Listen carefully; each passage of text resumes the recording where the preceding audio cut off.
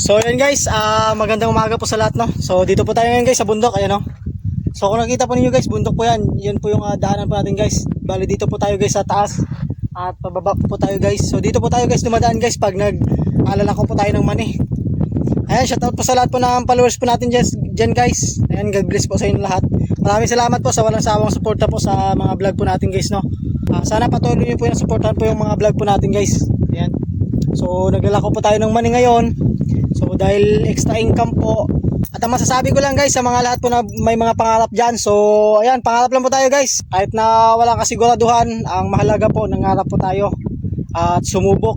So kung hindi man tayo papalarin sa pangarap po natin na sinubukan po natin guys, sige, patuloy pa din po tayo at magpapasalamat pa din po tayo guys na kahit papano po ay tinuloy po natin yung pangarap po natin. At palagi po natin isipin na kasama po natin yung Panginoon sa lahat po ng lakad po natin, sa lahat po ng pangarap po natin.